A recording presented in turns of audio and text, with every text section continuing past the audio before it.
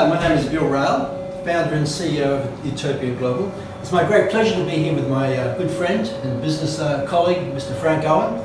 He's the general manager of Royal Cut Diamond and Gold products here in Dubai. So thank you for your time, Frank. Thank you for passing by. So Frank, tell us a bit about yourself, and I believe you're 2 generations in this game.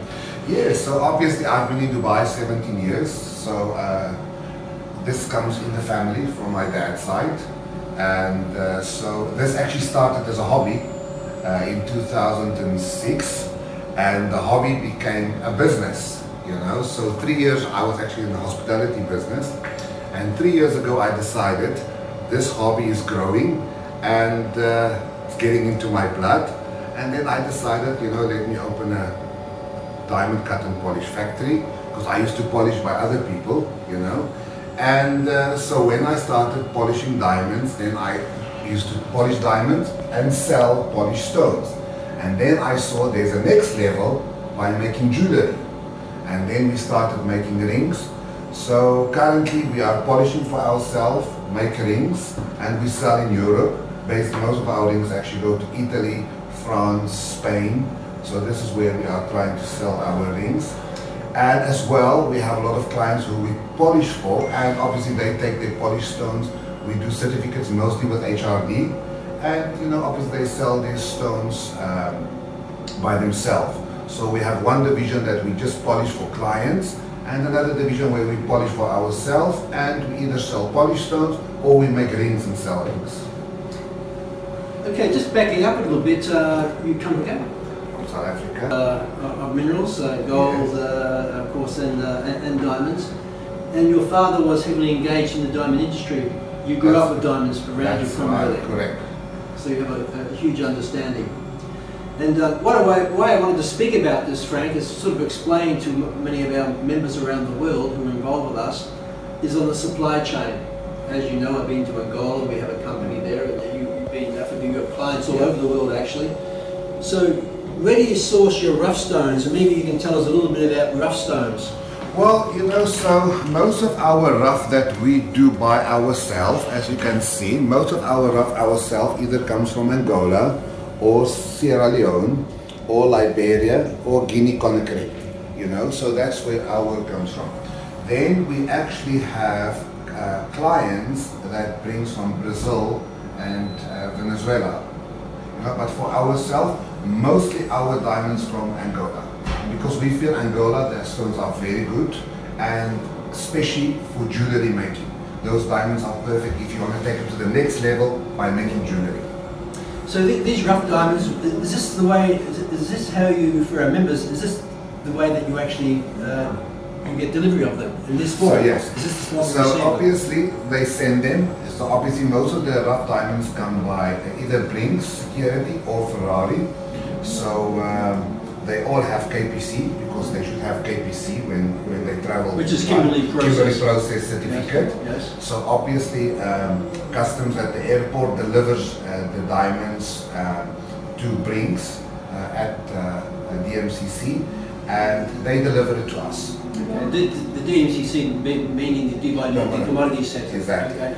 So when you receive a rough, I know some of your team members working with you here have been with you for many years, and some of them have 40 years of experience in this industry. So what's the first thing you look at when you're looking at a rough diamond? Well, the first thing that we look at the shape. Once we see the shape, then obviously we know from there, then we have more or less what shape we can polish from it. And obviously we see the clarity and the color. Yes. You know, so I mean, because you get from D to M, and you know, from internally flawless to I1, I2. So certain diamonds, you know, especially for jewelry, we try not to go less than SI1, SI2. Which is the clarity? Yeah, like most people in the diamond business, they prefer VS diamonds, you know. But when you buy a parcel, you will always get SI1, SI2, I1, I2 stones. And like I always say to people, every diamond have a buyer. Doesn't matter if it's a VVS1 or it's an I1, I2. And the price difference is a big difference, but every diamond have a buyer, and there's a purpose for every diamond. So this one here, this rough diamond here, roughly how many grams would that be? How many carats would that be, Frank? So this one is about 3.1 carat, you know. And it's 0.5 a gram, 0.2 a gram to a carat, correct? 5 grams to a carat. 5 grams to a carat, 5 yes, grams to a correct. carat, yes. And when you cut and polish this to get the shape and the clarity that you want, it then turns into something like you call cut and polish like this, correct? Yeah. For example, like this one, we already did the planning. As I said, it's 3.1. We did the planning. This one will have a cushion, Yes. and it will come at 1.64 carat. 1.64 Cushion cut, carats. yes. So, just for our members to know that when you're grading these carats, these carats of diamonds, just on the weight, you have the weight, of course, and you also have the clarity. The clarity is about 10 different gradings of clarity, correct?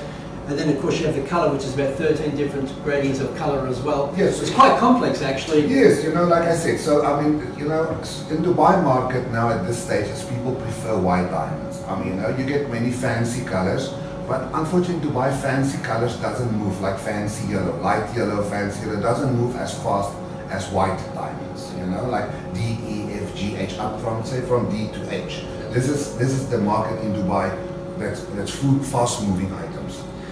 And the great thing that I see, I mean, I've been in Angola, I've been in Nigeria, many African countries, of course.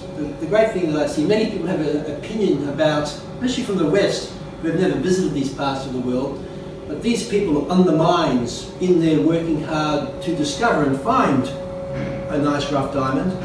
I mean, this feeds their family, correct?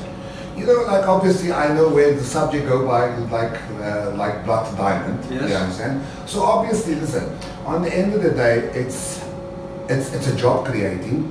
I mean, whatever diamond they remove, that diamond feeds so many families. Yes. And as long, listen, like I always say, as long as the diamond arrives by our shore, our factory, with all the correct procedures, with Kimberley process certificate, all the necessary documents, buy from legit people, then you are safe, you understand? You know, but obviously there is people all over the world that does illegal mining, you understand? But it happens in South Africa, it happens in Sierra Leone, it happens in Guinea.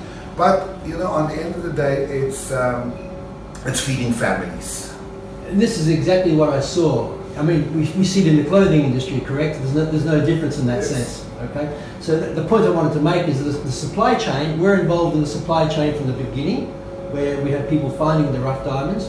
It gets shipped through a secure process. They arrive here at your factory here in Dubai through your skilled labour team that you employ. They turn it into beautiful cut and polished diamonds, and then even beyond that, you turn it into jewellery, and then you sell them throughout Europe, North America. That's correct. Etc. Frank, I really want to appreciate you taking the time to share this information with us. Thank you so much. And would it be okay that we can see part of your factory production? Yes, please. We'll have a look at where they polish, and we'll do some videos of the rings that we have in front. Most welcome anytime. We appreciate it. Thank you. You'd like to add?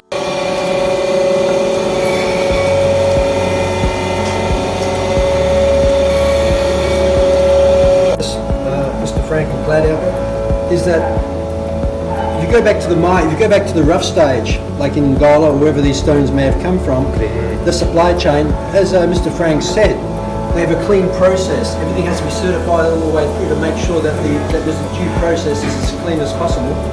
And this is how we achieve our margin with CASHETS, is that... Why do